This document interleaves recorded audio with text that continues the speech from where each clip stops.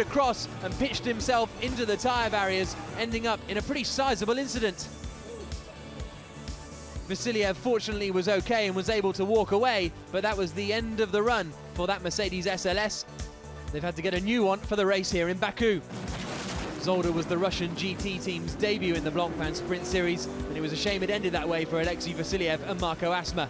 While Basseng and Ortelli battled, the race leader was out of the race. Peter Cox had come in to hand over to Nicky Katzberg, but they couldn't get the rear of the car jacked up, meaning they were out of the race. That allowed Max Buch and Max Goetz to take the lead. After a great in-lap from Buch, Goetz was now stretching his advantage. Zanardi skipped across the chicane as he tried to keep up with the Vita for one BMW, but it was race victory from 6th on the grid for Max Buch and Max Goetz. With Bleekemolen and Procek crossing the line in 2nd place, it meant that Goetz's championship lead extended to 27 points heading into the final round, and a 3rd place for Laurens Vanthoor and Cesar Ramos, their best main race performance of the season so far. But the gap at the top of the championship is 27 points, and things are looking good for Max Goetz as he comes into the final race of the season.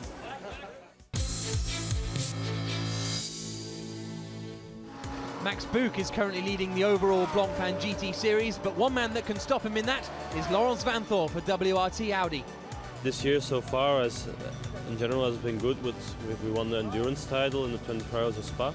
The Sprint Series has been a bit disappointing because we've had the speed all year with 3 pole positions and 3 wins on Saturday, but for some reason each time on Sunday it doesn't want to work out. I can still win the main GT Series championship and as well the team, so I think that's the thing we should work for.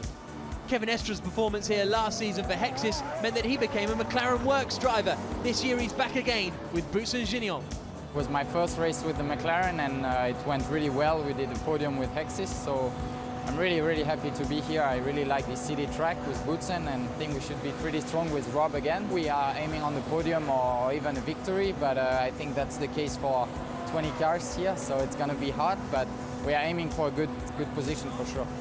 There are newcomers to the Brazilian BMW squad this weekend. Twins Ricardo and Rodrigo Sperafico will be in the number 20 BMW.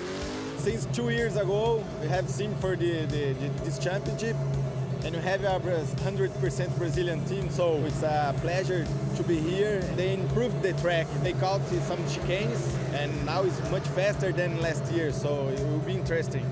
Track Speed Porsche raced here in the season finale last year, and they're back, this time with Norbert Siedler and experienced GT racer Richard Westbrook. Jumped at the chance. I mean, it's street circuit, new country, amazing grid. I don't know what to expect. Obviously there's BOP and GT3. I don't know if it's going to suit the Porsche, suit the Audi, suit the BMW, who knows. But it's a driver's circuit, so we'll give it some beans. The Callaway team are back with 2 Corvettes. They entered Baku last year, where it was a difficult event for Daniel Kielbitz. It's nice to be back here. We were last year also, unfortunately not a good end for us. But yeah, it's great to be back here with the Corvette. Never seen such a strong grid here. It's really tough. It's a lot of platinum and gold drivers. The track layout is very good for our car, I think, and I hope that we will have a great race. Vincent Abril and Mateusz Lasowski are currently leading the Silver Cup with a comfortable margin, and they know that they've got to be sensible to get the job done.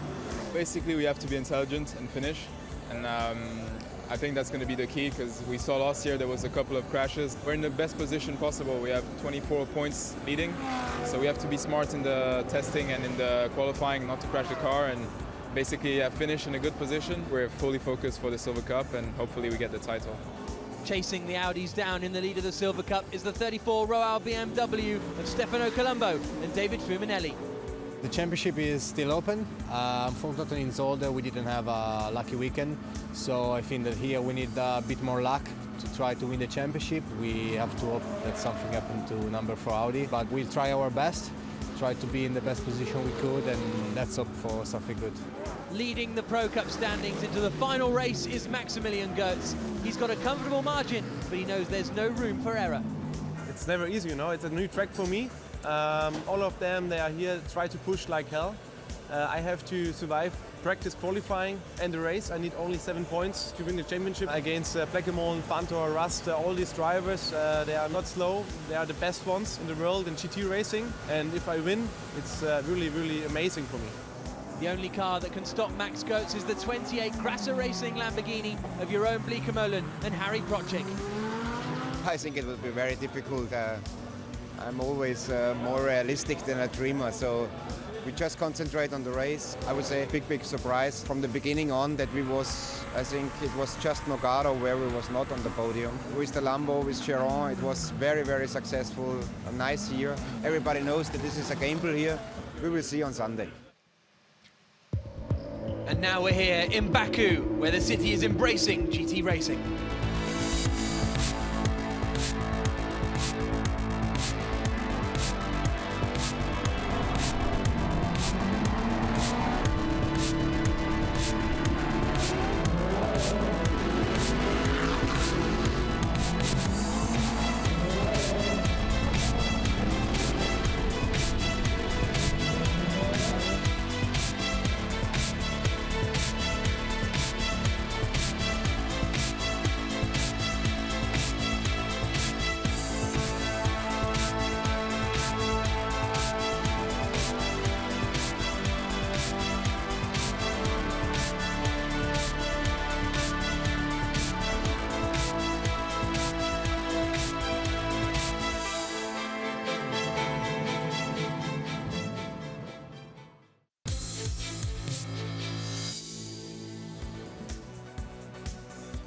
Good morning and welcome to Baku, the capital of Azerbaijan, for the final qualifying race of the season in the Blancpain Sprint Series. My name is Jack Nichols. Alongside me here in the commentary box is John Watson. Down in the pits, we've got David Addison on a pleasant morning in Azerbaijan, 14.5 degrees the air temperature, 16.2 degrees the track temperature. And John, the circuit's changed a bit from last season, but it's still a quick street circuit. Yes, it's a change for the better in my opinion, because we've got rid of one of the very tight chicanes and there's a more natural flow to the racetrack, and the climb back up to what turned out to be rather notorious turn 13 in qualifying for this sprint race yesterday is a cracker. And so it's the way we are looking going into the final weekend of the season in the championship is that Max Goertz is leading. He has a 27-point advantage. He can win the championship in the race today. We'll go through the who's and how's and whys in a few moments' time. Jeroen Bleekemolen and Harry Procek are the only men who can stop him taking the title. And this is the grid forming up. On the front row, it's Stefan Ortelli and Laurent Svanthor. Then we've got Jeroen Bleekemolen there, starting third on the grid. Their championship rivals are on the left here. In sixth position, Maximilian Goertz in the HTP car, alongside Andy Soucek in the Aston Martin. A lot of strong new entries for the weekend. On that row, there's two of them. Christopher Mies and Marco Holzer starting the Prosperia Abt Racing Audi and the Schutz Motorsport Porsche. Alex Zanardi there on the right-hand side. He could only qualify 14th on the grid. And this is a very strong field of 28 cars. We had two cars unfortunately having to withdraw after accidents and problems yesterday, and that's the number 5 Phoenix Audi and the 27 Grasser Racing Lamborghini. But all the way around this final turn 13, you'll see the cars that then had damage yesterday. These two cars were put to the back of the grid, the 177 car of Alexei Vasiliev and Marco Asma, because they put the wrong drivers out in the wrong session, and the 76 BMW just to the left there were also put to the back of the grid because they downloaded data during Q1, which was not allowed. A marshal walked past, saw them with a USB stick plugged into the car and said, "Oh, can't do that. Back of the grid, my son." A lot of work went on in the garages overnight, particularly on the number 4 car, the WRT Audi of Vincent Abril, who had a massive accident in the middle of turn 13 in the first of the 3 qualifying sessions on Saturday afternoon. The team have literally worked through the night, and they've done a stunning job to get that car repaired. You look at the car, you wouldn't realize this is the very same car that we saw being craned away, looking like it was ready for the biffer bin. Absolutely. So the cars winding their way through the first chicane. Now then, let's have a look at the grid for the final qualifying race of the season. Pole position, Stefan Ortelli. Alongside him, a WRT lockout, Laurent Svanthor. The second row of the grid sees Jeroen Bleekemolen looking strong to keep himself in the championship hunt going into the final race of the season. Frederik Vervisch alongside in the Boots and Gini on McLaren. Then is Andy Soucek, 5th on the grid. Max Buch starting the HTP Mercedes in 6th position. Christopher Mies and Marco Holzer in 7th and 8th position in 2 of our Baku special entries. 9th place is the Sperfico twins, just in front of Norbert Siedler in the track speed Porsche. 11th place on the grid. Alvaro Parent, great qualifying from him in the Bitec McLaren. He's just in front of Marcus Winkelhock. 13th on the grid is Alex Zanardi, ahead of his teammate Stefano Colombo. Those two making it through until Q3 yesterday. 15th on the grid for Giorgio Pantano. Steph Dusseldorp starts 16th in that HDP Mercedes that's always strong in the race. Andreas Simonsen in a new entry from Zach Speed. He starts 17th, just in front of the other Boots and Ginion McLaren of Kevin Estra. Enzo Eade and Joe Osborne will start in 19th and 20th positions. 21st on the grid will be Matthias Stumpf. Then we've got Wirth and Kilvitz in their Callaway Corvette starting 22nd. Behind them on the grid directly will be their teammates Barth and Jan. Then it's Luca Stoltz and Luca Wolf in 23rd position. Benji Hetherington and Mateusz Lazowski are both in cars that had accidents yesterday and had to be repaired. And Dominic Baumann and Marco Asma were moved to the back of the grid for regulatory infringements. Coming down towards the hairpin, John, this is another change to the circuit that, from last year. Yes, they come out of turn 9. Last year there was a chicane which effectively became a straight line, but now that's been removed. The hairpin's been brought closer to turn 9. It's a much tighter corner, a much better corner, so it's the traditional in 180 degrees exit up the hill, and then from that point you come up to what is turn 11 and 12, which is literally little more than almost a straight line through a chicane. That then leads into a very quick turn 13. The exit speed of turn 13 is about 220 kilometers per hour, and you're gathering speed all the way through. Here is that little quick left and right. In qualifying, most for straight lining at Cesar Ramos, just having a little wry smile as we go through some of the personalities in the pits. So through the final chicane they come, then they will start to line up in 2x2.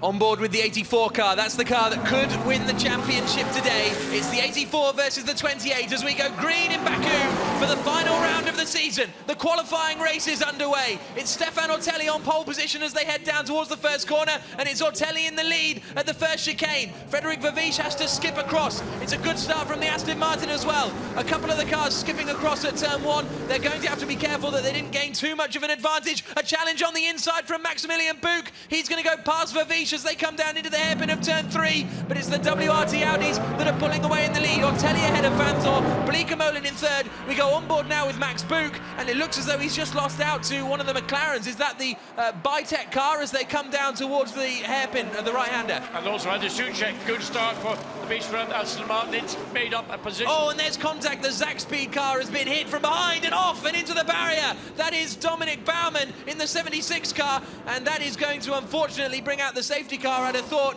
it was the Zach Speed Mercedes that went into the side of Baumann. No, sorry, the second HTP Mercedes that went into the side of Baumann. Safety car is deployed after it all kicked off there at the right-hander of turn 4 as they started to go into the Old Town, and there's a spin for Matthias Stumpf as well. That is up at turn 8, so a couple of incidents now to get rid of. Well, it was always going to be a tight opening lap. Turn 4 is a new corner on this revised circuit, and there we see the outcome. Dominic Baumann's BMW absolutely, just the front of the car and the side of the car, heavy damage. That was a spin, and maybe an assisted spin, we couldn't tell. Now it's actually reversing backwards into the face of another car coming. So safety car has been deployed. We saw a number of cars, of more than about 5 or 6 cars, actually went through the chicane at turns 1 and 2. Now the BMW is trying to get itself sorted out. You've got cars that have gone down the escape road. That's the Joe Osborne car trying to get itself sorted out. Here we see again. It's in here. Baumann goes to the inside line and then hits the Zach that's Speed. The 888 BMW. The 888 BMW hits the Zach Speed. The 888 then hits the other Mercedes, which pitches Dominic Baumann into the wall. So unfortunately, Joe Osborne taking a dislike to SLS's, and it ended up with a BMW getting knocked out. And let's see here. Oh, so that might have been an assist. I can only think that was an assist there for Matthias Stumpf to spin, because that's, you couldn't spin into that position, could you? Well, it was most likely going to be contact. Everybody was bunched together, and if you're just very late on your brakes, you tap the BMW. It takes very little. Tires are still cool. Track temperature is low there. The BMW has now got itself finally sorted out and will make its way around to join the rear of the safety car train. And Sferafico brothers, twins, somewhat disappointed in what a messy start here in turn 4. It is a pinch point on the circuit, but if you try and go 3 abreast into a piece of, well, in fact, what they've done, they're sending the cars. This is part of the escape plan for anybody who might have overshot the entry to turn 4. They weren't allowed to rotate and drive against the flow of traffic. They were being required to drive up what is this dual carriageway to where corner 8 rejoins the dual carriageway, and at that point you were going to be held for up to 30 seconds to make sure that you didn't gain any advantage, or that the track was clear of cars coming down from turn 7 into turn 8. So while they clear the track sensibly, they just are forcing the cars to go down this escape road per se, and then they'll rejoin it at 8. There is the 85 car of Steph Dusseldorp, and yes, heavy front damage to that car. Yep, so that's a real shame, but we've seen that Dominic Baumann is out of the race. His teammate Jens Klingmann was super fast yesterday. Now he's with David Addison. Jens Klingmann, really bad start to the race. How did you see it? Yeah, we were starting from the back after we got disqualified yesterday, so we knew, okay, we had to take some risk in the end, and now it was just unlucky. He already overtook some cars in the end, but yeah, there was no chance for him to avoid this accident. There was Mercedes spawned into him, and now he crashed. But I think the car is damaged quite heavily, but I hope we can fix it for the main race, and then we have a second chance. But now we wanted to overtake some cars for the main race and then have a better starting position. But now in the end, I hope we can drive still in the main race. Thank you. And there is the car that they hope they can drive in the main race. But what they're trying to do there is just, they've been mopping up fluids, whether that's water and oil or one of the two. But that's one of the issues. They've got to get the vehicle that's going to pick that car up, because it isn't going to be able to be pushed away. So that's going to be a number of laps, I suspect, behind the safety car until we can get this race back underway. We're already 5 minutes into it and we've not had one complete lap without having a safety car intervention. There is the damage to the right front. Can be repaired. It's not major damage, but it's just, you know, always on the opening lap, everybody thinks they can win a race. So let's have a little look then at the situation we're in. Stefan Ortelli still leads the way from pole position. Laurent Svanthor is in second place. Plica Molin's in third. Andy Soucek then managed to get past Frédéric Verviche and up into fourth position. So Verviche has dropped to fifth. Sixth place is Maximilian Buch. So the top 6 pretty much in the same order. Then we've got Christopher Mies in 7th place. The top 6 score points in this qualifying race, and it means that if Buch and Goetz finish ahead of Plica Molin and Prochik, they will win the championship. As it stands right now, with the 28 car finishing 3rd, Buch and Goetz need to finish in 5th if they are to win the championship today, and they're currently in 6th position. What we have to hopefully the race director will sort out is a number of cars, I think 5 or 6 at least, shortcut the chicane at turns 1 and 2, and they may have made up positions. They will have to then be put back into order, because they would have a benefit by being able to have taken those positions for those cars that were going correctly through turns 1 and 2. So that's got to be resolved as well. We can now hear from Steph Dusseldorp after getting involved in that accident. Let's find out what he thought. He's with David Addison. Steph Dusseldorp, big damage. How did you see it? Yeah, I don't know exactly what happened. I got caught from behind. Everyone was very slow in corner 4 because it is very narrow, and some guys from behind think they can do a qualification lap or something. Someone crashed, tapped me from behind, and then I got caught in the front by, I think it was a BMW, the guy who's in the wall. And yeah, race over, and good results, no more chance, and hopefully they can repair for the main race. But I don't know what's on the people's head from behind. You know, they ruined their own race and everyone's race now as well. So yeah, it's terrible. Bad luck. Thank you. It's that 888 BMW that, yeah, hit both Mercedes, because Osborne was flying down the inside into the right-hander of turn 4. He's entitled to obviously go for moves down at the start there. As Olivier Panis, winner of the 1996 Monaco Grand Prix, and he is here as part of, well, he sort of helps Vincent Abril in his career. And just a note on that. So, well, let's have a look at some start replays then. It was a good start from Stefan Ortelli. Soucek did well to get up into 4th place, but that was because down at turn 1, Verviche was the first of the drivers to skip across the chicane, and as a result, he lost position. So watch the McLaren of Verviche there, the black and orange one. He decides to bail out of it, and as a result, ended up losing places. Yes, we've got 2, 3, 4, 5, 6 cars shortcut the chicane. Some of them have gained position, some of them have lost because of those that were going correctly through the chicane. Whether that caused what ended up being the pinch point going into turn 4, there's the aerial view of it. You see Vavish going through, and then other cars they decide, well, it's easier just to skip through. Now, have they made up positions or not? Because some of those cars were the very cars that then became involved in the incident going into turn 4.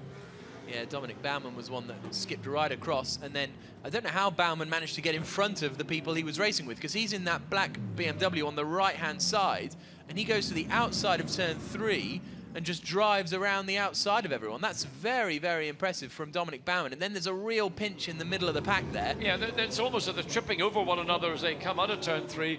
Then there's this acceleration up to turn 4. You see then the first of the BMWs coming down the inside. It tags the exact speed Mercedes. Baumann actually cut through the inside of the corner, and then he found himself ahead of the pack of Mercedes, and it was the exact speed car which tagged the back of Stef Dusseldorf, who then caught Baumann, who was slipping down the outside. Probably thought he was doing it unseen. So let's have a look at the replay on board with Maximilian Buch coming down into the first corner. You'll see Frederic Vavish in that McLaren in front of us skip across. Souček, he gets the best in a sense of all those breaking down the inside. Gains 1 position, gains 2 positions. Vavish had to give it up. He didn't seem to want to give it up so easily to Maximilian Buch as they go down the inside. But Vavish managed to hold on to this place. So Buch's got the inside into 3, but look at Vavish going around the outside there. The reason Andy Souček braked, because he's having to check up. Then Buch had to check up, and Vavish had gone down the outside and just literally used the wide line around the very open turn 3 on the outside. There's a big, big runoff. He used all that, and then back up into 4th place. And then they headed up into turn 4 without too much drama. A little feint to the inside line, and the cars are happily making their way around the full circuit now, so they're not using that cut through anymore. So that suggests that we could be getting racing back underway before too long. We've had 10 minutes gone in this 1-hour sprint race. We do have mandatory pit stops to come as well, between 35 minutes and 25 minutes. But as it stands, Max Buch and Max Goetz only need to make up 1 position to take the title. The title will only be for Max Goetz, because Max Buch had to miss out in Slovakia ring. So we've heard from Jens Klingmann. His teammate Dominic Baumann was the man in the wall. Now he's the man with David. Dominic Baumann, what a first lap. There was a bit of corner cutting perhaps to get out of trouble, and then you end up in the wall. What happened? Yeah, it was really strange. So the car felt really good in the first 2 corners, but I guess I made already 10 cars up. It felt really good, and then I tried to cut the corner, and then the Mercedes got a hit from behind, and he spun nearly, and he spun into me, so it was a little bit of bad luck. But if he would just went straight, it would be okay. So yeah, that's racing, and yeah, it's okay. How bad is the damage? Yeah, bad. I don't really see the really good, but I think it's over for us. I'm not sure. Bad luck, thanks. Dominic Baumann.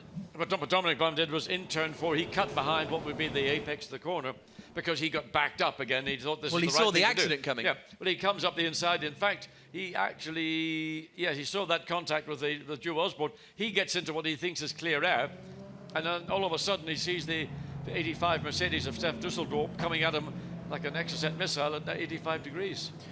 Such a shame for the Schubert squad. Jens Klingmann was super quick in free practice yesterday. They won a race at Zandvoort earlier this season when it was Thomas Jaeger alongside Dominic Baumann. But the Azerbaijanis have all brought their flags out to watch some of the action at the first corner. It is still quite early here, only 9:30 in the morning in Azerbaijan. The second race will be getting underway about 1:30 local time, so a little bit more of a sociable hour here. 47 minutes left on the clock then, and as far as the rest of the order is concerned, I don't think we've had too many big losers. Just looking at the order at the moment, Kevin Estra's down in 17th place, but that McLaren only started in 18th place, so they've made up a position, and that's about it, really. Yes, and Enzo Eid, who shares with René Rast. Normally you would expect that René Rast car to be much more towards the front of the grid, but let's look again and see what happens into the turns 1 and 2, this first chicane. And it comes upon you very quickly, because you're really only getting out of turn 13, which is just about in these conditions going to be flat out. I think Zanardi's going to be the one that potentially could be in a bit of trouble, because he's just cut across there, and he's going to Now, is he now ahead? Is he ahead of that McLaren? Yeah, he is ahead of both of the Bitech McLarens and that Brazilian BMW as a result. But maybe it's not as a result of that. Maybe that happened, you know, legitimately further around the track. That's the difficulty that the race directors face. We're still behind the safety car here in Azerbaijan, the final qualifying race of the season, which will decide the grid for the main race, which comes up later today. As we still are under safety car after Dominic Baumann was pushed into the wall. Steph Dusseldorp is out of the race as well. And there is Steph. There is the damage to the barriers on what is quite an unusual place to collect the barriers, really, on the exit of turn 4 there. Yeah, it was more because the Mercedes was almost at right angles to the BMW. If the BMW hadn't been there, the Mercedes would have had a fairly substantial, almost head-on impact with those barriers. So, in a sense, the Mercedes came out of the whole deal very much better than it potentially would have done had the BMW not just found itself in the right place at the wrong time. Down towards the right-hander. The safety car will be in this lap, so we're going to have about 10 minutes of racing before the pit stop window opens. Stefan Ortelli leading the way, Laurens Vanthoor in second place. I do wonder if we might get a bit of team orders between Vanthoor and Ortelli, because Laurens Vanthoor is still in contention for the overall Blancpain GT Series title, as are the WRT team. And this would be good news for them as well. They can't win the overall team's title today because they don't quite have enough of an advantage, and it's the same in the Sprint Series teams. It's actually HDP who are leading that championship, so an awful lot of championships to try and keep track of. But at the moment, the safety car pulls in, and we're about to go racing again here in Azerbaijan. We go green, and it's Stefan Ortelli who's leading the way. Laurens Vanthoor in second place. Third is Jeroen Bleekemolen in the Grasser Racing Lamborghini. Fourth place is Andy Soucek in the Aston Martin. Fifth is Vervish. Sixth is Max Buch. Seventh place is Christopher Mies. And in eighth place is Marcus Winkelhock as they dive down into the first chicane. And it's great to get racing back underway here on the streets of Azerbaijan. But what will Laurens Vanthoor try and do about Stefan Ortelli? The two teammates up front. A little look from Andy Soucek, a bigger look from Christopher Mies, trying to get past Maximilian Buch down into the hairpin. He's not quite close enough as they come down into turn 3. We go on board with Buch, and he's getting more pressure from behind than he is attacking Frederick Vervish in front. Now we come into turn 4, the right-hander that takes us out onto Mikhail Lusanov Street and out into the Old Town. Well, for Maximilian Buch, his job is relatively easy. It's Jeroen Bleekemolen in third place, who's got all the hard work to do. He really needs to get to the front, get ahead of these two Audis in first and second place. But it's the pressure's going to come, I think, from Andy Soucek, who's been stunning in the opening lap in the Aston Martin. Started 6th up to 4th place. He's got Vervish behind him, so the McLaren with Frederick Vervish also a challenge to those that are directly ahead. And the BMW turn 7. And that is the 30 BMW, so this time it's the Sperafico twins who are in the wall up there. It's Riccardo Sperafico who has started the race, so hopefully they can get that car pushed out before we need to have a safety car up there as the cars wind their way now around turn 10, back up the hill towards the quick chicane at 11 and 12. And they really pound these curbs on the right-hand side. They're avoiding it a reasonable amount today. Maybe you can't hit those curbs too hard, too regularly, but it's Ortelli who leads across the line. Well, the cars are slightly heavier. They've got race fuel on board, the race tyres on board, so this is a slightly different view you're going to take to that very quick part of the racetrack. You don't want to do damage to your car and then have to make an unnecessary pit stop, which they're going to do in 7 minutes or so. Sperafico, a lock-up from Jeroen Bleekemolen, and not quite a room, and that's another ABS failure. I was going to say, is that another? We saw that happen in qualifying yesterday, and that's a scary moment for a driver. You're relying on your ABS brake system. Suddenly there's a massive lock-up at the front, and you just lose confidence. So for Jeroen Bleekemolen, he is going to not know at any point when he comes on the brakes, particularly from some of these high-speed straights into these tight chicanes, has he got a brake pedal that's going to perform as it's expected to do? They have had a couple of problems with that so far this year, Grasser, but only sort of twice this season has that happened. But to have it happen twice in now 2 days, in a weekend, that will be a bit more of a concern. All these cars have ABS, but on the instant that you don't, obviously all your wheels lock up because you're applying full brake pressure. Into the pits has come Ricardo Sperafico in that Brazilian BMW, and he was challenging with Marco Asma coming up towards the left-hander. That's ambitious. He's gone to the inside. But has he just left his braking too late and he's not going to get it done? Yes, yeah. I mean, basically he's on the inside, he's narrowed off the angle of the corner, and he just had too much speed. He couldn't slow the car down sufficiently, and that just overran the corner, damaged the right front of the car. You can see the bodywork is damaged. He's getting out of the car as we go back. That's a move from the Zach Speed Mercedes, and they have Andreas Simonsen coming across the line. And that is well down in 15th position. So not the best of starts for Zach Speed, but they've just managed to get past Kevin Estra then. And there is Matej Stumpf, who's already out of the race as we go on board with Alex Zanardi down into the hairpin. He is currently running in 11th place. It's Marco Holzer in the Schutz BMW up in front. But here's the battle for third place that's getting closer and closer, and Max Buch is now starting to get closer to Frederic Vavish in 5th position. The car's flashing through the right-hander of 4 and then heading on up the hill. Well, the gap between first and third is now 2.5 seconds, and there's pressure coming from the Aston Martin, the second of these two cars, coming into turn 8, and Andy Soucek will know that the confidence that from Jerome Blancpain will have in the brakes in that Lamborghini is going to see him being that little bit more cautious, under braking coming into all these, particularly down into this turn 10 hairpin bend. Aston closes up. You can see how much it closed up as they got under braking. Now he's got the sort of the seesaw effect as he accelerates up the hill. I think Soucek has got his eyes clearly on that third place for Lamborghini, and Jerome Blancpain will not want to concede it at all. Round through the left-hander of turn 13. It's not quite full, is it? But the Aston Martin is super fast through turn 13, down towards the chicane. He's not quite close enough to look to the inside line, but he might be fancying a look on the brakes into the hairpin of turn 3, because he'll know from following him last time out that that Lamborghini is a little bit in trouble when it comes to braking. You can see the Lambo's got great traction out of the corners, doesn't it? Yes, well, it's a mid-engine car, but not only that, you could see how much the Aston was catching going through turn 13, indicating to me that the balance of the Lamborghini is not as good as the Aston Martin. And in fact, Soucek had to get out of the throttle. And Maximilian Buch is past Vervish, so Max Buch is up into 5th position. So if things stay how they are, I believe that means Max Goertz will become the Blancpain Sprint Series champion. But we've still got 39 minutes of racing to go. He must have done it around the sort of second half of that lap. And Max Buch in the HTP car is up into 5th place.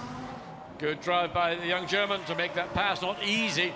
Large car, the Mercedes-Benz, not a huge amount of room around this racetrack. Couple of good shots to overtake, but again coming down through turn 9, the run down into turn 10. The Lamborghini can stretch it, but then it's under brakes, and you see the Aston closes back up, and it will be interesting to see this time as they come through turn 13 whether Soucek will be able to go through the corner. He had to check the throttle, otherwise he's going to hit the back of the Lamborghini. Drive-through penalty for car 888, which is Joe Osborne for causing a collision, which was that collision that unfortunately has ended the race of Dominic Baumann. Osborne is down in 22nd place at the moment, so it's not, and we've only got 25 runners still, so it's not going to cause him too much distress. But here's a look up the inside, and Vavish is coming back at Buch and is back into 5th place. So this is a very nice battle that's brewing over 5th position. Vavish versus Buch, but then they've got Christopher Mies and Marcus Winkelhock, 2 Audi R8 specialists behind, and then a couple of Porsches as well. Alex Zanardi lurking in the background too, so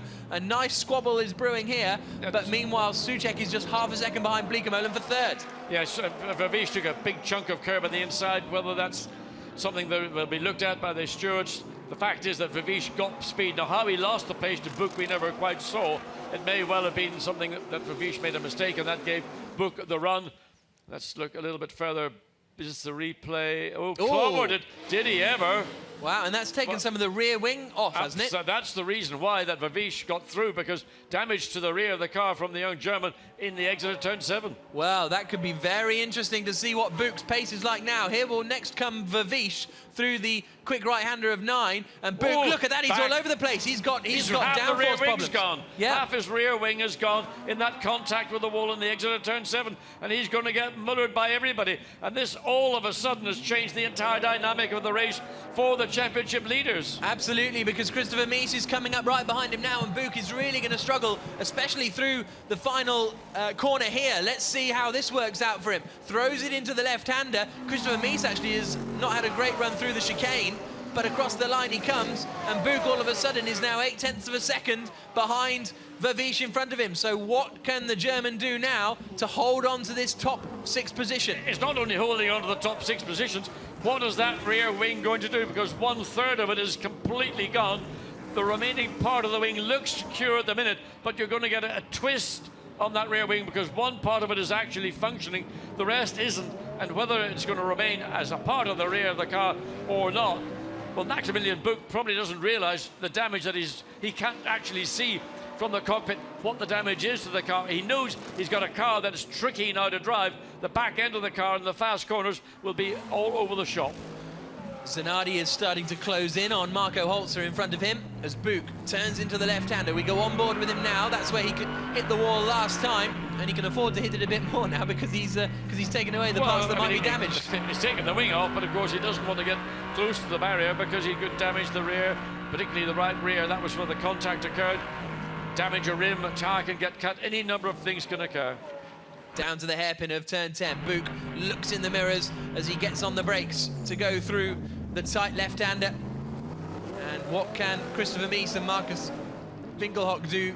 That's got to be the question, really, because Buk now looks reasonably comfortable as he throws it through that chicane and into the final left-hander of 13. It's Christopher Mies who's very, very slow through that final chicane, and as a result, Winkelhock's coming past. He's going around the outside. Christopher Mies in trouble, and Winkelhock is up into 6th place in the Phoenix Audi, and Mies is dropping back and back and back. So, yeah, there must be a problem for that Prosperia Audi, I'd have thought. Well, we didn't see any obvious reason why that car should suddenly lose pace coming through turn 3. He was right on the inside of the corner, getting out of the way of Marcus Winkelhock, who steamed by.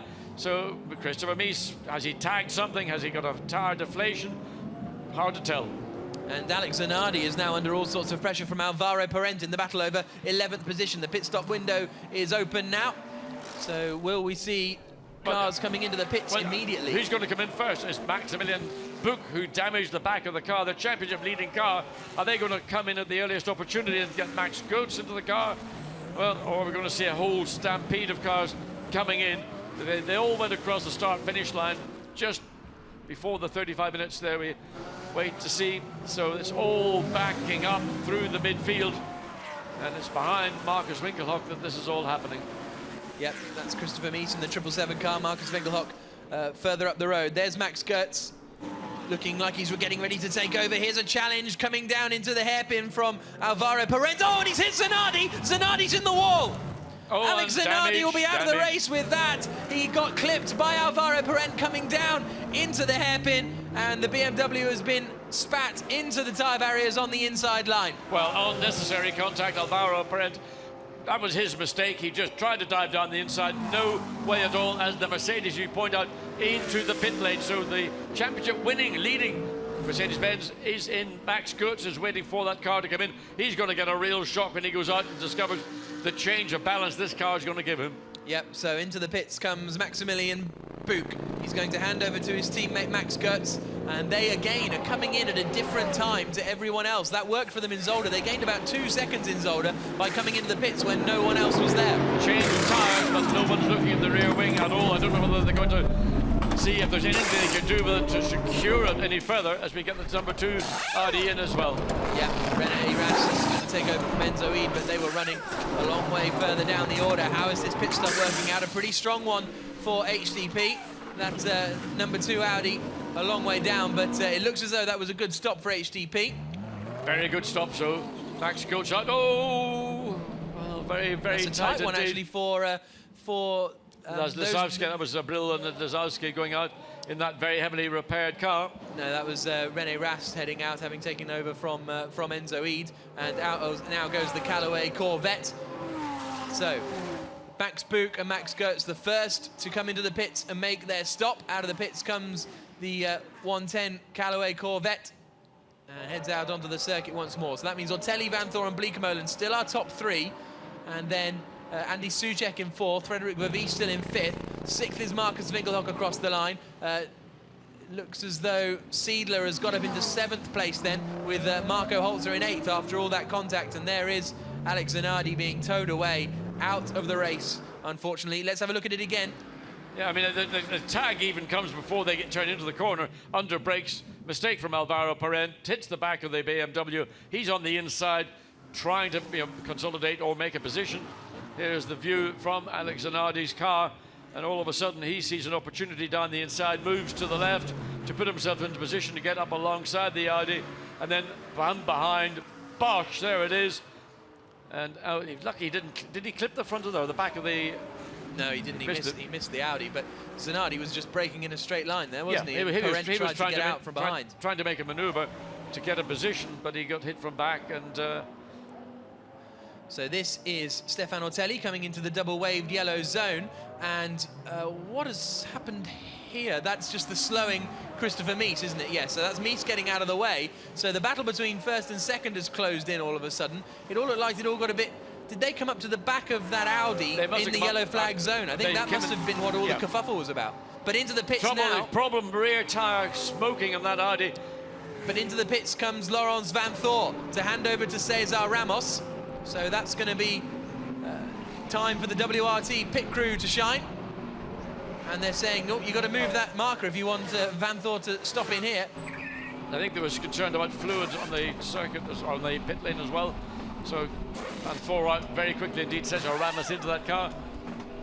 Jerome Bleekemolen in the meantime has done the fastest first sector of that last lap. So he is beginning to get some kind of pace back into the Lamborghini. And he's got Stefan Ortelli 2.3 seconds up the road ahead of him. Or more critically, he hopes to use now that clear air to put more space between himself and Maximilian Goetz, who's taken over the championship leading Mercedes-Benz. It's all a bit of a gamble, but if you're at the front, you've got better track position than those that are now in the middle. So there comes Cesar Ramos back into the fray. Where is that HTP Mercedes? That's the big question. As he comes down into the first corner, he did have sort of 5 or 6 seconds over the HTP car of Max Goetz. And, well, we're going to see another replay now of Zanardi getting clipped. Now, Parent realises he can't go to the inside, so he starts to move back over. But what happened, I think, was Parent was looking... Yeah, look, he starts to move back over and then just misjudges it. Yeah, he did, but he was also in himself looking to go down the inside of Zanardi and realised it wasn't going to happen. So he came back and got in behind the BMW because there was a closing gap, in effect, getting into the apex of that corner. So it was a misjudgment. There is the Mercedes-Benz Maximilian Goetz. We wait to see where he is. That's a long way He's behind. 14th position. And we wait to see where Cesar Ramos will filter into this process. But certainly Maximilian Goetz down in 14th place. He does seem to me to be quite a long way behind. I'll try and keep an eye out of when they come through the sector times, as we now see the number 2 Audi out there on the circuit. Then we've got the damaged front end of that HTP car and then we've got the battle. Oh, shaky there for Andy Soucek as he came through turn 4. The back end stepped out into turn 4, and that's just a little warning to say. But this is Stefan Ortelli encountering traffic, and this is the race leader, and that has brought your own Bleekemolen right into play. So Bleekemolen is right up behind, but meanwhile, Ramos is in clear air. Yeah, but they've got to go into the pits. They've got to get out of this traffic. They must now go in. There's just coming up to 3 minutes of the pit window remaining. So there's no point hanging around in this traffic and losing time. They've got to go into the pits and do the driver changes as early as possible. Ortelli looks down to the inside, but he's not close enough. And this is really, really hurting their race because Max Buch and Max Goetz and Laurens Vanthor and Cesar Ramos have made their pit stops. And there through goes Ortelli, but not through. Surely the Grasser car pops into the pits. So Bleekemolen comes in. This is going to be interesting to see where he comes out compared to Vanthor and Ramos and compared to Buch and Goetz. Ramos is in 10th place, Goetz in 13th. So as they come down into the chicane there. This is the battle. Well, this is now Andy Soucek, who's up into second place, but Ramos is, well, it doesn't quite make sense on the timing screens at the moment, as into the pits now comes your own Blancpain. So Harry Procek ready to jump into the Lamborghini, and I think this has been a probably frustrating as much as anything else stint for Jerome Blancpain. Helps Harry Procek, so they've just got to get the Lamborghini turned around, get it out anywhere possible ahead of Maximilian Goetz, currently being shown in 13th place. There is Blancpain getting out of the way as quickly as possible. Just got to pull out the jacks and then away we go. So let's see where they're going to come out compared to the other cars that we've got out there. Out comes Harry Procek, and he's all by himself at the moment. And is that the #1 car that he's in front of? Yes. So Procek at the moment is up in front of Cesar Ramos and Laurens Vanthoor's car, which means they're also obviously still ahead of Max Buch and Max Goetz, and that is delight for the Grasser Racing team. Great team effort by Grasser Racing to do that pit stop, get the car turned around, more critically to get ahead of Cesar Ramos, who's of course on a hot lap.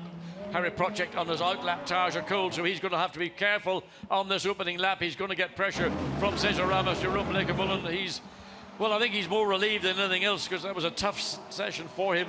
But Procek does not have particularly a huge amount of experience in the car this year, because he did a lot of running in the second free practice session that was wet, but not much in the first free practice session that was dry. So Cesar Ramos is right up behind him as they come down into the right-hander, and now we have Stefan Ortelli, our race leader, into the pits, and Andy Soucek in the Beechstein Aston Martin. So it's all going to be about where they come out in regards to these two. And we also need to keep on Max Goetz and Max Buch, because they are a lot further back than I was anticipating, but we'll wait and see what happens there. Down into the hairpin comes this battle, and Procek can't get it stopped. Ramos looks to the inside line, but Procek will hold on to the position for the time being. Tense moments in the Grosser pits. They saw that little mistake from Harry Procek. He's got it all back in control again. But where are Ortelli and Raquelme? Because here come our race leaders. Are they still in the pits? Are they coming out of the pits? There comes Raquelme out of the pits now. And these two are going side by side for the lead. Ramos is through. Cesar Ramos is into what I think will be the lead of the race, but we're not quite sure where the Aston and the Audi have filtered back in at the moment. So Ramos is through, past Blancpain and Procek. But where is that in relation to the other cars? That's the big question. Down to the left-hander, there is the Aston Martin, and that's ahead of the Audi. The Audi behind. So that is Ramos into the lead of the race by the looks of things. And that is the... yes, it is. So that is the #9 Audi there behind. Yes. So they've passed in the pit lane. Down the inside, Soucek just about can squeak through. He managed to get alongside early enough before the braking was complete. So clean pass. That's going to put the... what was the Raquelme Audi, driven by Ortelli, yellow wave flags down there. Where's the green flag? So it's clear again. Someone's gone off into the escape road up there. So Johnny Adam... Johnny Adam now. He's going to have a small breathing space, as there's the lead, or effectively what will become the lead. With the Audi first, second, third now is the Aston Martin with Johnny Adam. And there is that battle for the lead. First three are going to be covered by, 5.5, 6 seconds coming across start-finish line. Alvaro Perez has been given a drive-through penalty for causing a collision. Here's the look again at the replay, and just as you see these two flash through, then the guys were coming out of the pits. So this was the move for the lead of the race in the end from Cesar Ramos. Got a good drive out of 13, and it was a reasonably straightforward maneuver in the end to give him the lead of the race. So Ramos and Vanthoor up into first place. Disappointment in the garage there for Grasser Racing, but their main championship rivals appear to be down in 8th position, Max Goetz and Max Buch. Out of the points. And out of in the this points. race. Absolutely. And 6 points for second place, should the positions remain as they are now, with 23 minutes of the race remaining. Harry Procek in second place. The gap between second and third, about 3.5 or so seconds, and they came across the line. So in effect, we've now got the lead, Ramos leading the race. And here is Max Goetz then. He's right in a battle. He's behind Marcus Winkelhock and in front of Kevin Estre. Kevin Estre's done a great job. That Boots and Gignon McLaren started 18th, and it's now up into 9th position. So Max Goetz knows that he doesn't need to make maneuvers, but if it stayed like this, he'd only have a 21-point advantage going into the race tomorrow, as opposed to we were in a situation, just 20 minutes ago where he was looking like being the champion. Well, he's got his lights going. He's desperate to get into the points, to do anything just to mitigate the damage that was done to the car earlier before the pit stops with the rear wing damage. So he's caught. He's nothing an awful he can't do. He's got Marcus Winkelhock just directly ahead of him. He's not going to concede any ground whatsoever. Into the right-hander, and they're all closing in on Frederic Vervisch in 6th place as well. René Rast is up into 5th place somehow, as also in that, well, he would have come in, had some clear air and set some belting lap times, and now René Rast is up into 5th position. So Cesar Ramos leads the way. Harry Procik is in 2nd in the Grasser Racing Lamborghini. 3rd is Johnny Adam. Wide is Maximilian Goetz, and attacking is Matt Bell, looking to the inside line, but not quite close enough. But Goetz is struggling with that car because of that damage. Yeah, but watch, the McLaren is going to be quicker through turn 13, and he's going to get a run down into the entry into turns 1 and 2. It's a question of whether he can stay close. And behind, directly behind, we got Martin Ragginger. Yeah, the Porsche. So the Porsche's got reasonably good straight line speed and trying to take advantage of the difficulties that Maximilian goes. Too much curb there, and that could allow the Porsche. No, not quite. No, the Porsche couldn't do anything there. It's whether really Matt Bell is going to be able to make a move on the McLaren. And Winkelhock looks to the inside, trying to get past Frederic Vervisch into the hairpin of turn 3, but he's not quite close enough to get past this time around. Rub of the eye from Maximilian Buch. He knows that, well, it's not just it's his overall GT challenge that is in a bit of trouble as well, because if things stay like this, well, let's just watch this replay first of this is Max Goetz going very, very wide into the hairpin, and that allowed the McLaren to get alongside, but not quite alongside enough. No, if you're either alongside or you're not, in that case it wasn't. So we see this battle continuing on. Pressure still going for Max Goetz from the McLaren directly behind. The reason Ramos has got a sort of, well, he's got a 2nd and a bit lead over Harry Project, and then the Aston's a further 2 seconds back. It's 4.6 seconds, the gap at the front. Here's the attack up the inside, and Rob Bell surely is going to get past Max Goetz this time around. Yes, he is, and Martin Ragginger tries to follow through as well in that bright yellow Schutz Porsche. Looks to the inside, not close enough, and Max Buch is, the reason he's looking frustrated is not only, well, there's so many things on the line, but if things stay like this, Laurens Vanthoor will win the overall Blancpain GT Series title. And the other thing Max Buch is thinking about, as they lose positions, they're outside the points, so that's one element of it. But the more positions they lose, the more difficulty they will have in terms of getting a grid position for the championship race. So the further back they start, just adds and heaps more pressure on both the young German drivers. It also isn't particularly good news for the inside. Oh, nearly. Fortunately got out of the throttle sufficiently early enough to avoid that contact. That was Rob Bell attacking Frederic Vervisch in the 2 Boots and Gignon McLarens. It's also not good news for HTP as far as the overall teams championship is concerned. And I think there, if things stay like this, that will wrap up the teams and drivers overall in the Blancpain GT Series, which is across the sprint and the endurance for Vanthoor and WRT. So things not looking good for HTP at the moment, because their car there in the 84 in the hands of Max Goetz is sliding down the field, and the next man to attack is going to be Martin Ragginger, and then there's Lucas Wolf behind in the sister HTP car as well. Well, in the meantime, they're going to be starting on the 5th row of the grid if the positions remain as they are. 9th, dropping to 10th will not make a lot of difference. That will effectively be the 5th row of the grid as well. But anything further than that, onto the 6th row, then that is a big problem. So Cesar Ramos is leading the way. 4.5 seconds clear of Harry Procik here in Baku. It's Johnny Adam running in 3rd position. It's a very fast René Rast running in 5th, closing in on Stefan Rakelmi on that last lap by 2 seconds. Rast is something special, isn't he? As he closes in on Rakelmi. But looking back to this fight, and it's Nicky Meyer-Melnoff. Oh, sorry, it's Nicky Meyer-Melnoff at the wheel of that number 6 car, not Marcus Winkelhock. Yeah, my apologies. And we've got newsroom David Addison in the pit. Oh, here comes the attack up the inside. Rob Bell. And through goes Rob Bell, past Frederic Vervisch, and also through goes the Porsche. Martin Ragginger going past Maximilian Goetz as they came to the inside at turn 3, and that's another position lost. Goetz in that HTP car down to 10th place. News from the pits from David.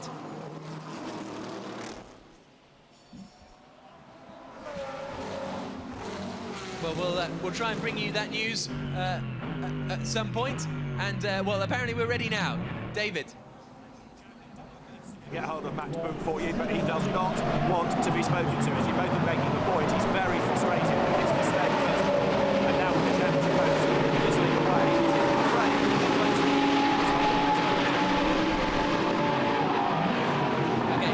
Thanks for that. David didn't quite catch everything, but I think basically Max Boot doesn't want to talk to us right now. Understandably, I mean, he's sitting there, standing there, watching this disintegrate as a consequence of what his actions were coming through turn 7. Down to 10th place, Ragginger got through on lap 22, and they've got to come across start-finish line. As we see Rob Bell now closing up Nicky Meyer-Melnhof, and look, I think a serious bit of pressure on the Audi down into turn 1 and 2.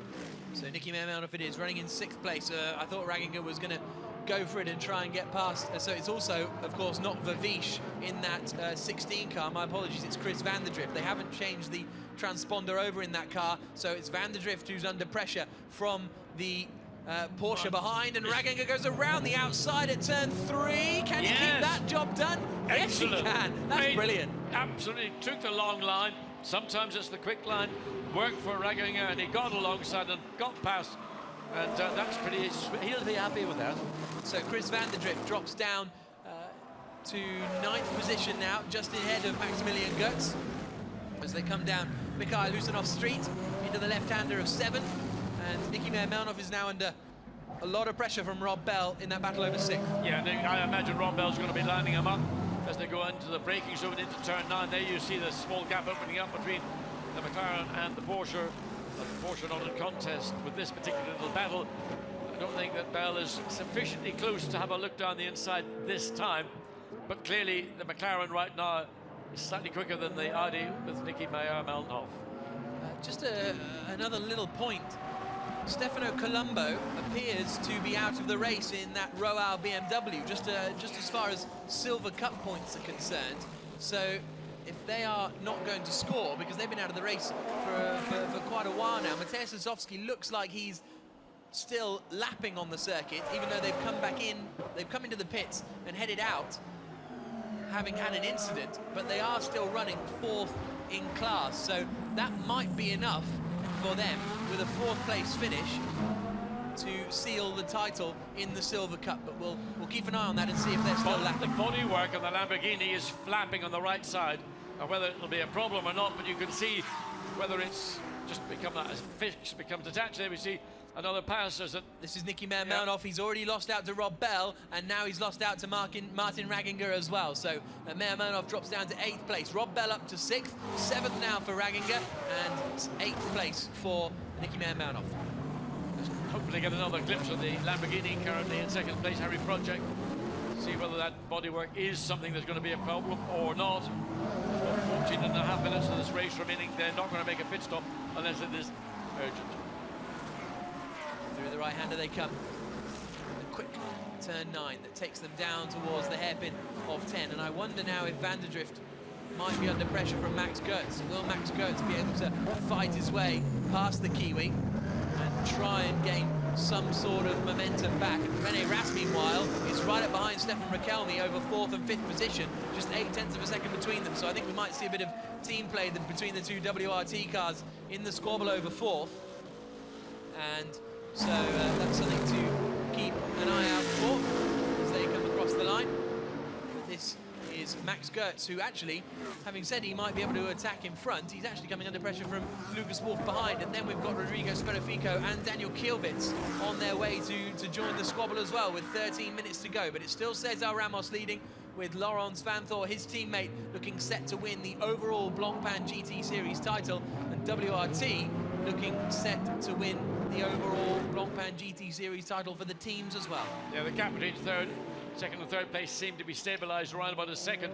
You can see the front of the bonnet there on the Lamborghini. It doesn't appear to be getting any worse. I don't know whether Johnny Adams is able to be made aware that there's a slight area in the Lamborghini that is problematic, but he's doing what he can, and that's that 1 minute 30.9, almost identical to that of Harry Project, and about 0.04 of a second difference. just to complete my thinking on Silver Cup, it looks as though Lizowski and Abril are out of the race, as well as Colombo and Fuminelli. So there's going to be 24 points between them going into the final race of the season in the Silver Cup, which basically means that unless the 4-car doesn't finish and the 34-car wins, then Vincent Abril and Mateusz Lizowski will be champions, but that won't be decided in this race by the looks of things. Johnny Adams trying to run down the Lamborghini in second place. Harry Project needs to do everything he can to keep those points for second place healthy and safe. So there was a second when they came across the line the last time. It opened up to a second and a half, but that's sort of the ebb and flow as you get during these floating moments. And again, looks like the gap beginning to come back towards the Aston Martin's favour. Jerome Bleekemolen via social media has said that he was happy with his stint, but the car is still suffering with ABS problems. It's not just that we saw it cut off at that one point, but I think in general the braking is not as it should be. Well, that means there's no driver confidence. When you put your foot on the brake, you're braking late, you don't know whether the brake's going to be with you, and if the ABS fails, a strange wide line for Harry Project going into turn 10 down at the bottom of the hill. But if you haven't got that confidence in the brakes, that when you hit the brake hard, the ABS is going to do what it's designed to do and not end up with two front wheels locking and dragging flat spots onto your tyres. Fantastic to go around that whole lap, wasn't it? On board with Johnny Adam in the Aston Martin, in the Beechstein car that's joined us in Zolder and had a great run. And there's a man who put it for a great run, Andy Soucek. Out of his overalls already. Yeah, well, time for lunch, isn't it? 11 minutes to go. Oh, and that's not good news for Rob Bell. Rob Bell looks to have run into problems in that Boots and Gignon car from 6th position. It looks like he may well be retiring from this one. That's going to promote everyone up a position behind. But Rob Bell, seemingly with a mechanical issue rather than any signs of visible damage. No, there's no tyre damage to the car, so it must be either electronic or mechanical. We wait to see something from the pit lane, so he'll be in there probably within a few seconds. So that means Max Kurtz is back up into 9th position now, but he's still got, I mean, the good news for him, he's got his teammate Lucas Wolff behind, who doesn't need to go past, is leading Silver Cup, and so will probably, I'd have thought, be instructed to just sort of sit in and hold behind the charging Daniel Kielwitz in that Callaway Corvette. That is, if he can hold up Daniel Kielwitz. Yeah, Kielwitz is bumping him the back of the Mercedes going through turn 3. And 9th place, but there's still a 5th grid start for the championship leaders as the Corvette is trying to find a way through and sort of split these two Mercedes-Benz. To Michalsen off street. Towards the left-hander. Kielwitz right up behind Lucas Wolff as they come through the left. Down towards the dual carriageway once more. And Kielwitz is looking strong, isn't he? Very frustrated with last season was Kielwitz, because he started the year actually in a McLaren, but that operation folded, and then he joined here in Azerbaijan, but they were eliminated in the second free practice session after an accident. So now he wants to fight back through and prove the Callaway Corvette's worth, and bonnet really problems. Is a problem. This is the problem I've been picking up on for the last. Now it is a problem, and this is going to be a big issue. 9 minutes remaining. Oh, and bodywork in the front, splitter, the hold on as wheels coming off the wagon is, look at that, coming down into turn 10. Well, that is not good news. Look at even the splitter and the bumping on the ground. So I think we're going to see the Harry Project. If he can hang on here, he's got less than a second of a gap between Adam and Johnny Adams gone through into 2nd place. So they're down to 3rd place. Project 3rd. 4th place, René Rast, who's going to catch him. So it's all, we've seen the problems for the championship leading car, now we're seeing problems for the championship chasing car. They have got to finish in the top 4 if they want to keep the fight alive going into the final race of the season. It's almost turning into who doesn't want to win this sprint title rather than who wants to, as they wind out now.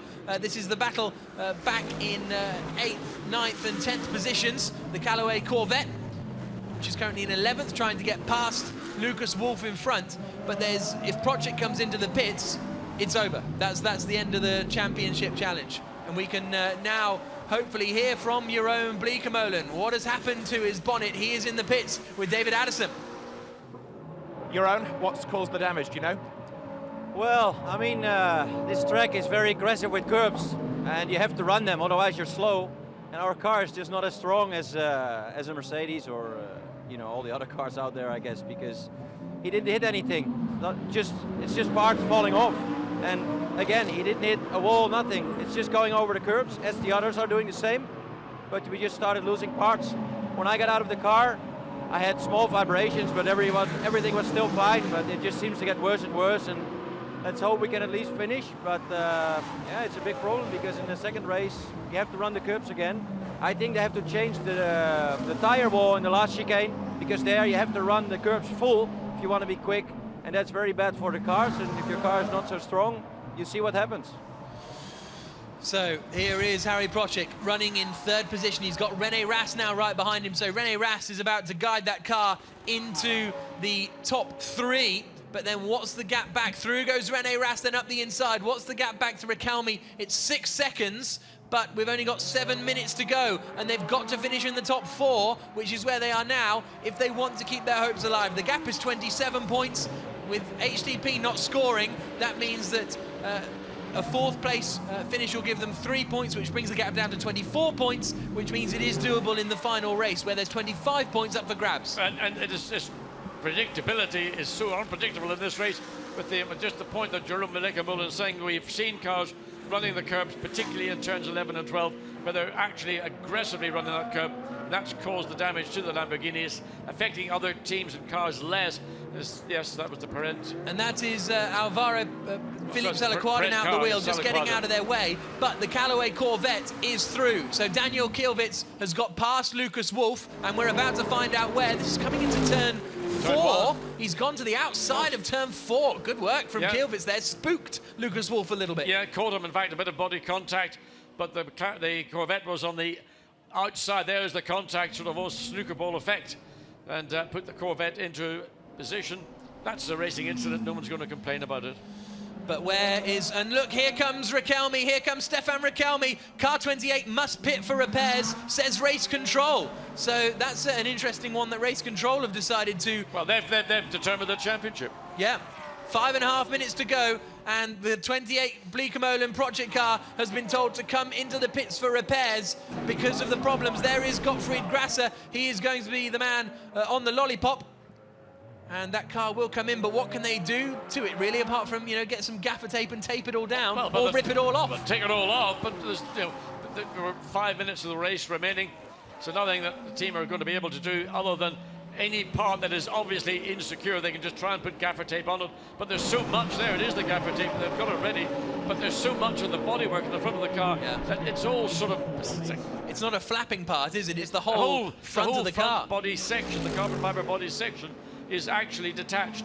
So how you attach it, reattach it with gaffer tape and hope it's going to stay in place. But all that's going to happen is Harry Procek's falling down the standings. He's going to be out of the points, but he is out of the points in effect by the time the next 3 cars come past the start-finish line. What a disaster for the Grasser Racing team. They stick on a bit of tape. Through goes Max Buch and Max Goetz. That doesn't really matter because that's just a 9th position now for Buch and Goetz.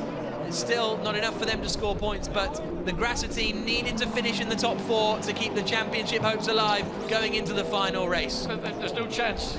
There's no chance. Unfortunately, the decision to bring the car in for safety reasons, and there was a safety not just for the 28 car, but for the rest of the field. So the car goes out, but I mean, all Harry Procek can do is drive and hope that some miracle upon miracle is going to work in their favour. But where they will come back out at the end of this lap, it's going to be outside the top 10. 16th position as they come down into the chicane, and that means that it's almost certain that Max Goetz is about to become the Blancpain Sprint Series champion of 2014, because he is going to have an unassailable gap. Frustration for the Lamborghini squad. The bodywork's still going to be shaking. Yeah, you can see the vibration in it, and that's not going to be pleasant to drive either. But there is René Rast, who's running in 3rd place. A strong performance from him and Enzo Eid to climb up the order. It'll be interesting to see what they can do in the main race when that comes up later on this afternoon. 3 minutes and 10 seconds to go. Cesar Ramos is storming forward in the lead of this race, so we're going to get a couple of championships decided in this qualifying race by the looks of things. It seems that WRT and Laurens Vanthoor are going to become overall Blancpain GT Series champions. And it also seems as though Maximilian Goetz is going to win. Oh, and that's a problem for Lucas Wolf. After a strong drive, he's pulled to the side of the road, and that looks like mechanical issues at turn 9. There is Harry Procek being lapped now by Cesar Ramos around the outside as Ramos heads towards starting his penultimate lap. There's Jeroen Bleekemolen in the pits. Frustration for Bleekemolen. Vanthoor is looking reasonably emotionless at the moment, but Cesar Ramos comes over the line to start the penultimate lap of an eventful qualifying race. Johnny Adams up into second place and is lapping 0.4 of a second quicker than Ramos in front. So is there a final twist in this qualifying race tale? Can Johnny Adams close in? Now we're looking at the battle with Daniel Kielwitz and Chris van der Drift as they come to lap the 888 BMW. Kielwitz is pretty close to the back of Van der Drift, looks to the inside line, manages to get past the 888 car, now in the hands of Ryan Ratcliffe, but running down in 18th position. There you can see the standings, the top 4 have come through. It's an Audi 134 with an Aston Martin sandwiched in the middle. Through the final corner, there's the Russian Racing GT car in the hands of Alexei Vasiliev, that's down in 19th position. And that's one of the back-marking Mercedes as they come out now, down towards turn 3 once more. This is still the battle over 7th place, and will ultimately 6th, because Nicky Melnhoff isn't too far up the road either.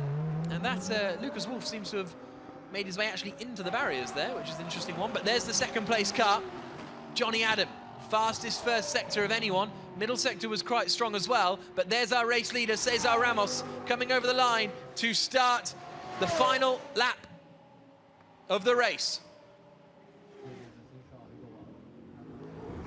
Johnny Adams closes the gap to 1.9 seconds, but that's going to be a one to watch in the main race later on. If they're starting on the front row of the grid, that Andy Soucek, Johnny Adams, Beechstein, Aston could be very, very feisty indeed as Ramos comes down into the left-hander of turn 3.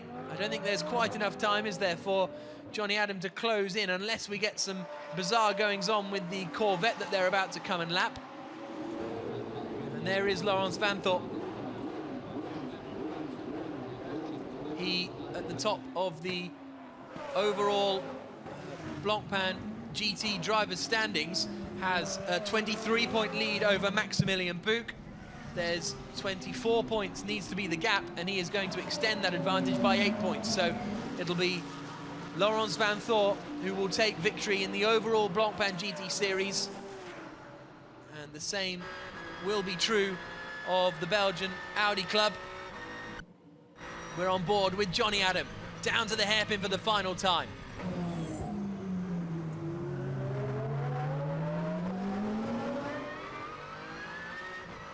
Up the hill they come towards the final chicane.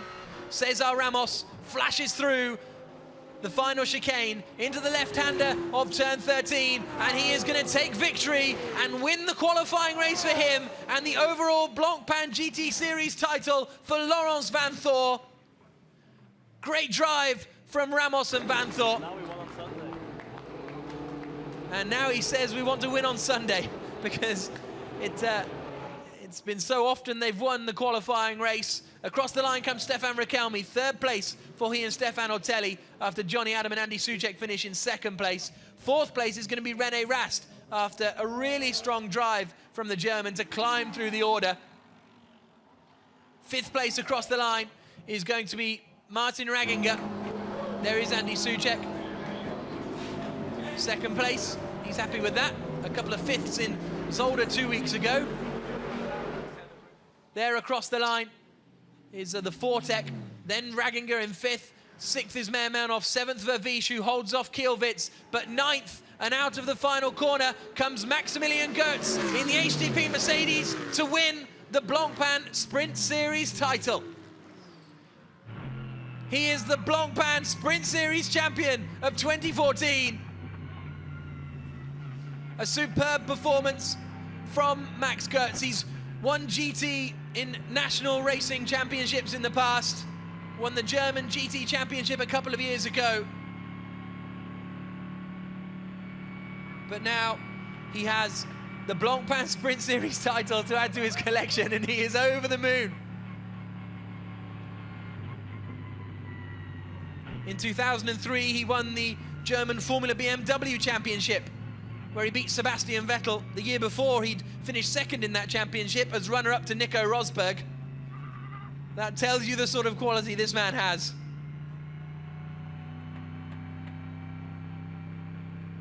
And he can't quite believe it. It didn't matter that Max Buch took half his rear wing off for him. He still managed to come back and win the Blancpain Sprint Series title.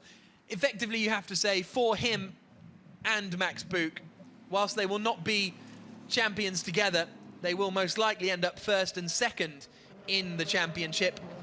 But it was just that one race that Max Buch had to miss in Slovakia. If he hadn't done that, he'd have been celebrating with him right now. But there's Cesar Ramos, the Brazilian with a very strong drive. A high five with Laurens Vanthoor.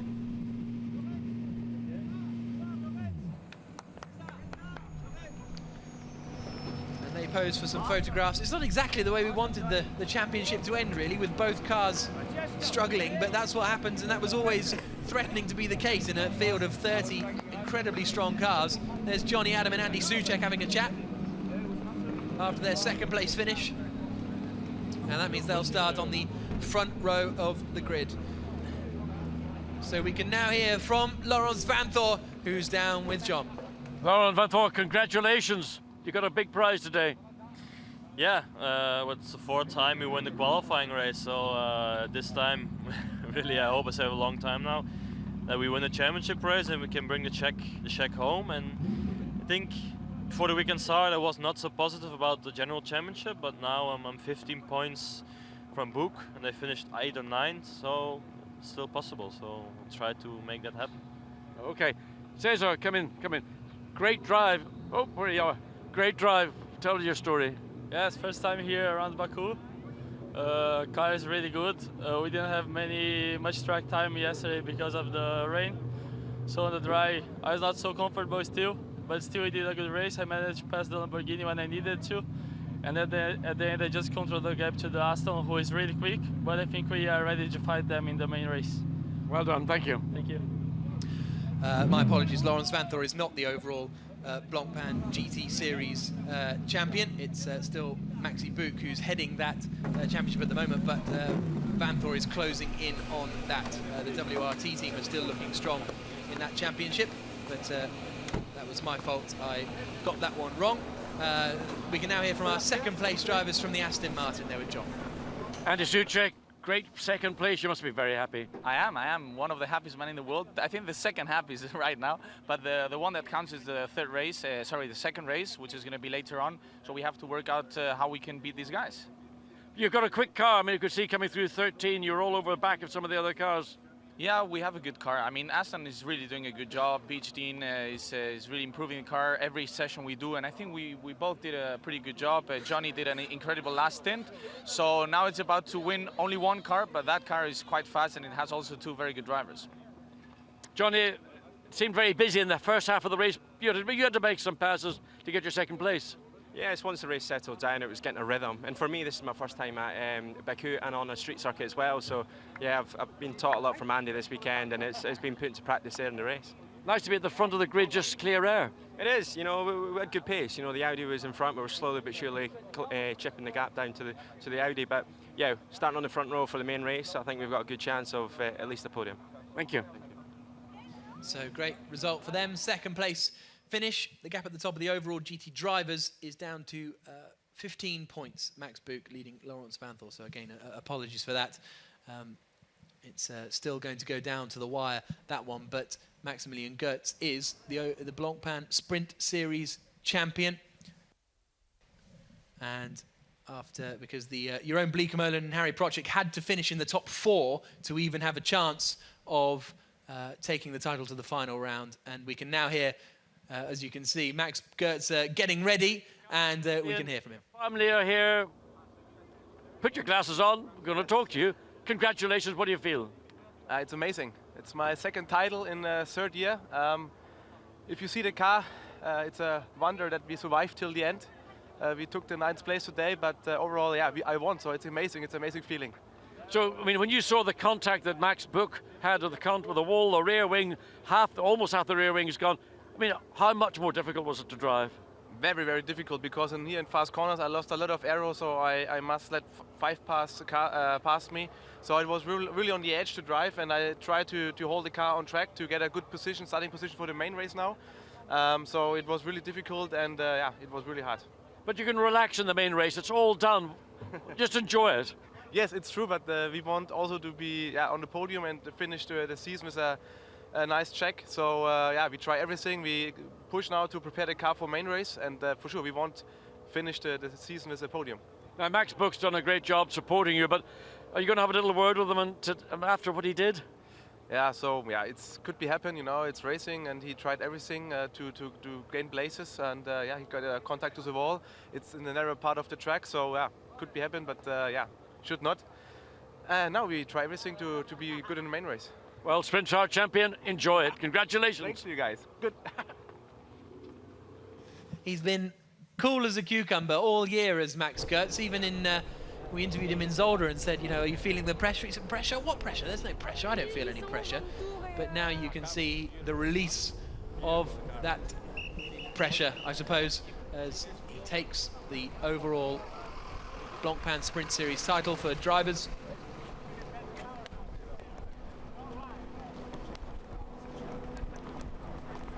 And the Silver Cup is still going to go down to the wire, and the battle as well for the team's title in Blancpain Sprint is going to be close as well, because with Audi taking a win and HTP not, the gap is down to just 2 points there. Here's a look at the overall results then after that race. Cesar Ramos and Laurence Van Thor taking victory and closing in the overall Blancpain GT Series title. Johnny Adam and Andy Soucek finishing in second place ahead of Stefan Rakelmi and Stefan Ortelli. René Rast doing well to climb up into 4th position, he and Enzo Eid. Raginger and Holzer in 5th place in the Porsche. Van der Drift and Vervies there in 7th place. 9th place for Max Goetz and Max Buch, but that's enough to seal the Blancpain Sprint Series title for Max Goetz. Sferifico twins completing the top 10.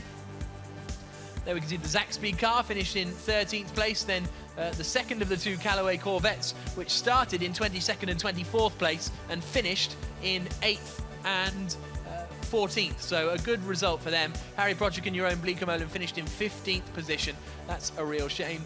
You can see here that the number 4 and 34 cars that are doing battle in the Silver Cup didn't make it to the end of the race. Also, shame to lose Christopher Mees because he was running strongly. Alex Zanardi was punted into the wall by Alvaro Parent in the early stages. And then just to complete the 26 men who managed to complete a lap, Fuminelli and Colombo out of the race, Paludo and Stumpf out of the race as well. And we lost Dusseldorp and Dominic Baumann on the first lap. And you can see the Crystal Hall in the background, the host of the Eurovision Song Contest a couple of years ago. And the streets of Azerbaijan have once again proved that they lend themselves to some very exciting racing. No doubt about that, and hopefully we'll go out with a bang in the final race of the season a little bit later on, which of course we will be bringing you full coverage of, so make sure you join us for that. Maximilian Goetz at the top of the championship, and he has got 8 points more than we see here, so he is now on 150 points, which means that Jeroen Bleekemolen and Harry Projek are insurmountable because they have stayed on 115 points. So it's 150 at the top of the championship for Max Goetz, it's 115 for Jeroen Bleekemolen and Harry Projek in that battle that has ended today in the Blancpain Sprint Series as far as the drivers are concerned. Yeah, I'm walking back just past the Grasser Racing Garage, Harry Projek and Jeroen Bleekemolen. Jeroen, you can see his face, they've worked so hard with this car, they've had a great car, had a great season.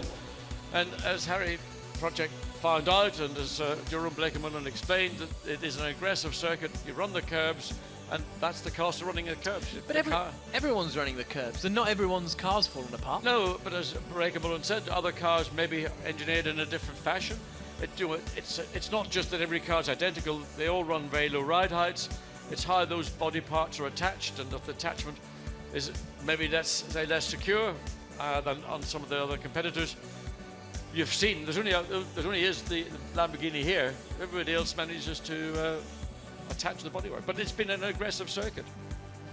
So there we can see the big Azerbaijani flag that parades over the city here in Baku, and it's where the podium is being held underneath. So no points for either of our top championship challenges, meaning the gap is 27 points, meaning it's insurmountable going into the final race of the season. There you can see the podium being prepared,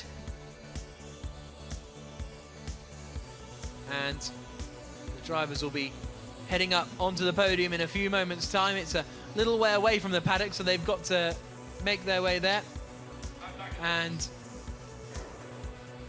it's been a very entertaining race out there, and as we saw last year, John, very entertaining, the Baku street circuit. I mean, it's a great street track because it's a quick street track. You've got these slow sections coming into turn 4. We saw the incident here in the opening lap where the BMW it cut through the inside of the corner to avoid what was going to be a log jam at the apex, and then a consequence of that he got slammed by Steph Dusseldorf's Mercedes, which had been tagged by the Zaxby's Mercedes coming out of turn 4. Street tracks, the narrowness of it and the unforgiving nature of the concrete barriers are something that racing drivers, they have to learn to live with and adapt to. It's not like racing on open, permanent circuits with wide open spaces.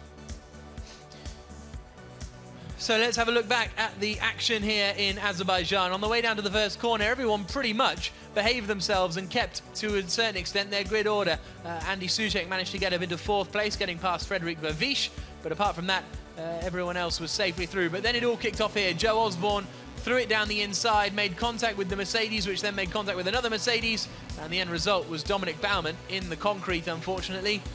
And let's have another look at that. There was Osborne making the contact, and then just out of shot to the left-hand side, they all ended up in the barriers. There was also a moment for Matthias Stumpf, who was spun around at the top of the circuit, and he had to retire after that particular incident a little bit later on once the race got going again. So turn 7, not a happy hunting ground. This was a key moment in the race. Maximilian Buch losing majority of his rear wing by tapping the wall on the outside. Zanardi lost most of his front end after being pushed into the wall by Alvaro Parentes down at the hairpin.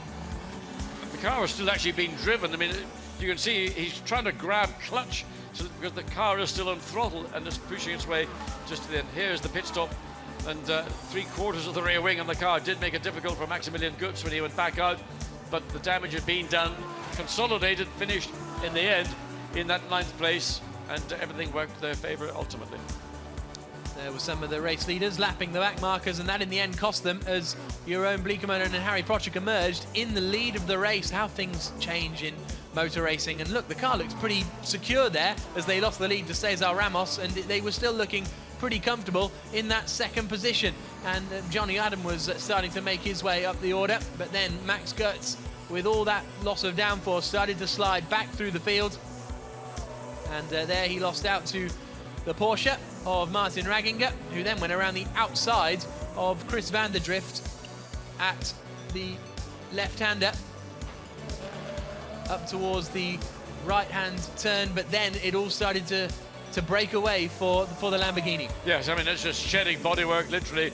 They went into the pits and all they could do was put tape on it, but by which time everything had gone. A little bit of contact towards the end of the race, the Corvette sliding by the Mercedes. Oh, and there was a big spin then, so we didn't see that, but it was the win for Cesar Ramos and Laurens Vanthoor. Johnny Adam finished 2nd, but Maximilian Götz took victory and the Blancpain Sprint Series title. He will be racing again in the main race later on. Make sure you join us.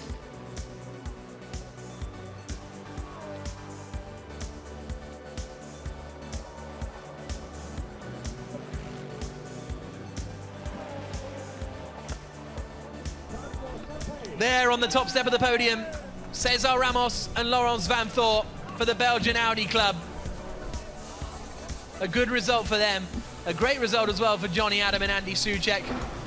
With a third place finish for Stefan Rakelmi and Stefan Ortelli, as they take victory in Azerbaijan. And it was a good drive from both Vanthor and Ramos, and they played the pit stops perfectly to get out in the lead. And they celebrate. And Ortelli and Rakelmi reasonably happy with third, but when you start in the lead... Yes, I mean, that'll be a disappointment. I mean, still getting a podium, but consider the great job that Ortelli did in qualifying, and then to find themselves in third place. And again, Cesar Ramos, Lawrence Vanthor. Normally, Vanthor, you look at being the hot rod in the Audi WRT setup. He is the winner of the race. So that was the Pro Cup podium. And as far as the Silver Cup is concerned, it was in the end Miguel Toril and Benji Hetherington who won the Silver Cup, finishing down in 16th place because the other Silver Cup runners ran into trouble. And there is Ortelli and Rakelmi making their way away.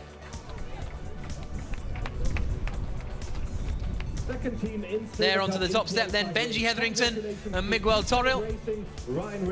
Ryan Ratcliffe and Joe Osborne, despite a drive-through penalty, managed to finish in second place. Lucas Wolf and Lucas Stoltz, despite running into trouble towards the end of the race, ended up finishing third in the Silver Cup. Graham Fraser from Fortec making his way onto the podium as well. And we also had the Pro-Am winner, which was the GT Russian team, Alexei Vasiliev and Marco Asma, taking victory in the Pro-Am Cup as well. And Klaus Schmidt there from the GT Russian team making his way. But on the top step of the podium, it's the British Fortec team.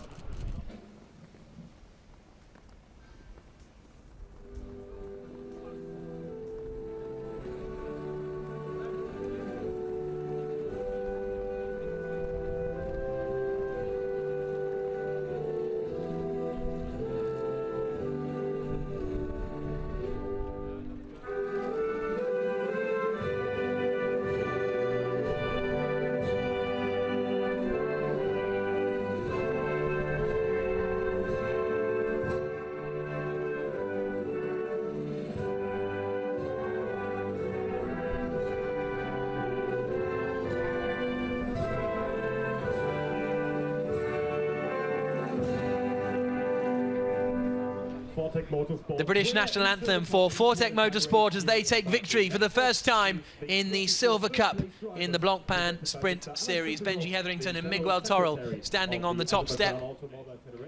And they presents the trophy to Lucas Wolf and Lucas Stoltz, who broke down, then got going again, and then had that big spin towards the end of the race. So it looked as though they'd embedded themselves in the tyre barriers. Second place for Ryan Ratcliffe and Joe Osborne for Triple Eight Racing. Great to have them in the championship, and hopefully they're talking about doing the full season next year, so that would be good to see.